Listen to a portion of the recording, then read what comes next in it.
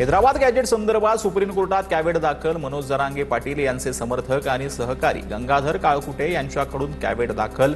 GR विरोधात याचिका आल्यास कोर्टाला मराठा समाजाची बाजू ऐकून घ्यावी लागणार। कॅव्हेटमुळे न्यायालय जीआरला एकतर्फी स्थगिती देऊ शकणार नाही।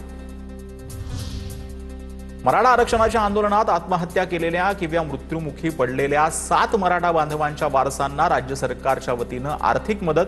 छत्रपती संभाजीनगर जिल्ह्यातील या 7 मराठा बांधवांच्या वारसांच्या नावावर प्रत्येकी 10 लाख रुपये पडताळणी करून वर्ग केले जाणार।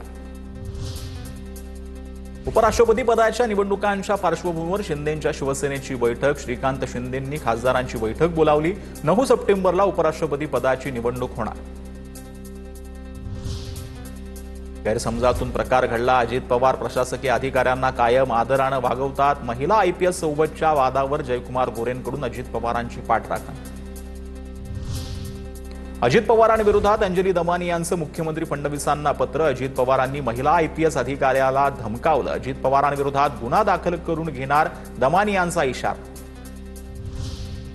महिला आयपीएस सोबतच्या वादावरती अजितदादांच्या स्पष्टीकरणानंतर अमोल मिटकरींचा यू-टर्न। आयपीएस अंजना कृष्णांच्या कागदपत्रांच्या तपासणीच्या मागणी मागे घेत मिटकरींची दिलगिरी। ही पक्षाची नाही तर वैयक्तिक भूमिका असल्याचंही स्पष्ट।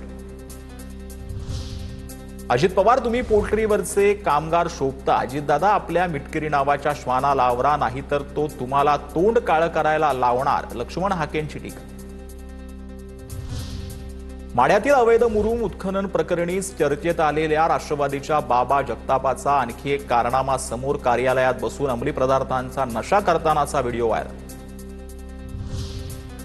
पालकमंत्री नरहरी झिरवळ हिंगोलीकडे लक्ष देत नाहीत। हिंगोलीचे ठाकरे गटाचे खासदार नागेश पाटील आष्टीकरांचं मुख्यमंत्र्यांचं उपमुख्यमंत्र्यांना पत्र।